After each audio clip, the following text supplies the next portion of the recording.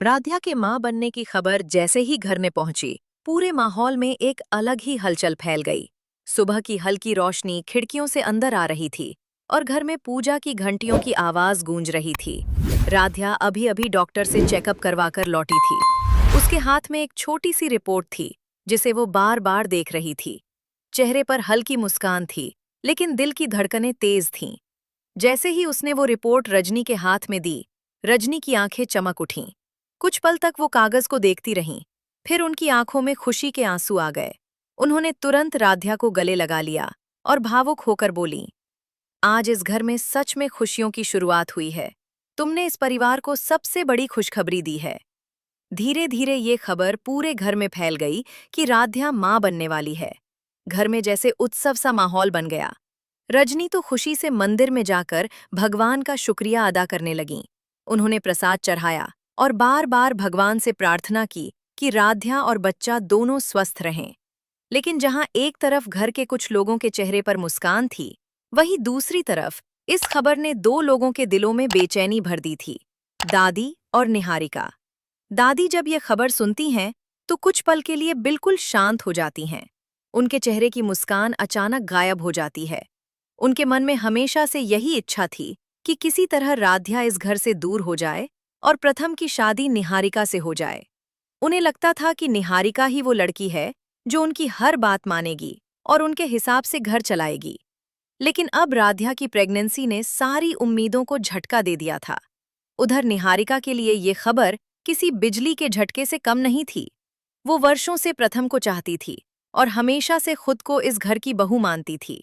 उसे भरोसा था कि किसी न किसी दिन हालात ऐसे बनेंगे कि प्रथम और राध्या के बीच दूरी आ जाएगी और वो अपनी जगह बना लेगी। लेकिन अब जब राध्या मां बनने वाली जैसे उसे लगा कि प्रथम घर लौटता है, जबकि वो पिता बनने वाला है, तो वो कुछ पल तक कुछ बोल ही नहीं पाता। उसके चेहरे पर कई भाव एक साथ दिखाई देते हैं। एक तरफ उसके मन में एक अनजानी खुशी थी, लेकिन दूसरी तरफ उसके दिल में निहारिका की यादें भी कहीं न कहीं जिंदा थीं। वो खुद समझ नहीं पा रहा था कि उसे क्या महसूस करना चाहिए। तभी रजनी उसके पास आती हैं और गंभीर आवाज में कहती हैं, प्रथम, अब तुम्हारी जिम्मेदारी और भी बढ़ गई है। राध्या को अब पहले से ज्यादा तुम्हारी जरूरत है। वो सिर्फ तुम्हारी पत्नी नहीं, तुम्हारे बच्चे की मां बनने वाली है। प्रथम चुपचाप उनकी बात सुनता है और धीरे से सिर हिला देता है। कुछ देर बाद वो राध्या के पास जाता है। राध्या बिस्तर पर बैठी होती है और अपने हाथों को कसकर पकड़े हुए होती है। उसकी आंखों में हल्का सा डर झलक रहा था। वो धीमी आवाज में कहती है, मुझे डर लग रहा है। क्या मैं सच में सब संभाल पाऊंगी? प्रथम उसके पास बैठ जाता है और हल्की मुस्कान के साथ कहता है, तुम अकेली नहीं हो, मैं तुम्हारे साथ हूं। लेकिन ये दृश्य दूर खड़ी निहारिका देख रही होती है। उसकी आंखों में जलन साफ दिखाई दे रही थी। उसके चेहरे पर गुस्से की लकीरें उभर आई थीं। उसी रात वो सीधे दादी के कमरे में पहुंचती है। निहारिका गुस्से में कहती है, अगर हमने अभी कुछ नहीं किया तो सब खत्म हो जाएगा। राध्या इस घर में हमेशा के लिए अपनी जगह बना लेगी। फिर मुझे और आपको कोई महत्व नहीं देगा। दादी गहरी सोच में डूब जाती हैं। कुछ देर बाद वो धीमी आवाज में कहती हैं, तुम सही कह रही हो। अगर हमें हालात बदलने हैं तो अभी कदम उठाना होगा। इसके बाद दोनों मिलकर एक नई चाल की योजना बनाने लगती हैं। ऐसी चाल जिससे राध्या की छवि पूरे परिवार के सामने खराब हो जाए और प्रथम का भरोसा भी उससे उठ जाए। दूसरी तरफ रजनी हर पल राध्या का ख्याल रख रही थीं। वो उसे समय पर खाना देतीं, दवाइयां देतीं और हमेशा उसे खुश रखने की कोशिश करतीं। रजनी को हमेशा से निहारिका पर भरोसा नहीं था। उन्हें लगता था कि निहारिका के मन में कुछ न कुछ गलत जरूर चल रहा है, इसलिए वो हर समय राध्या के आसपास ही रहतीं। लेकिन निहारिका भी चुप बैठने वालों में से नहीं थी।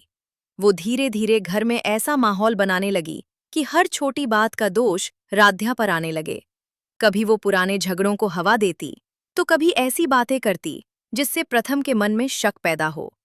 एक दिन उसने दादी के साथ मिलकर ऐसा नाटक रचा कि पूरे घर में हड़कंप मच गया। ऐसा माहौल बनाया गया कि जैसे राध्या की वजह से घर की इज्जत पर आंच आ गई हो।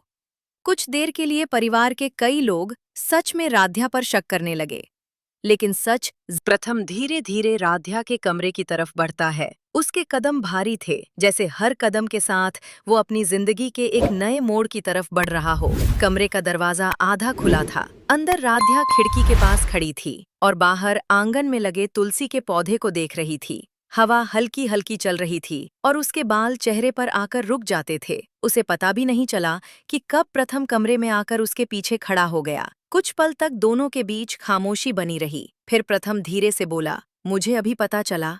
राध्या पलटकर उसकी तरफ देखती है। उसकी आंखों में घबराहट और उम्मीद दोनों थीं। वो धीमी आवाज में कहती है, तुम नाराज तो नहीं हो ना? प्रथम कुछ सेकंड उसे देखता रहता है, फिर हल्की सी मुस्कान के साथ कहता है, नाराज क्यों होऊंगा? ये तो बहुत बड़ी बात है। उसकी आवाज में सच्चाई थी, लेकिन दिल के अंदर अभी भी कई उलझनें थीं। वो खुद भी समझ नहीं पा रहा था कि उसे क्या महसूस करना चाहिए। एक तरफ पिता बनने की खुशी थी, दूसरी तरफ निहारिका के साथ बिताए पुराने पल उसके दिमाग में घूम रहे थे। राध्या धीरे से बिस्तर पर बैठ जाती है। वो अपने हाथों को पकड़कर कहती है, मुझे डर लग रहा है। सब कुछ बहुत जल्दी बदल रहा है। प्रथम उसके पास बैठ जाता है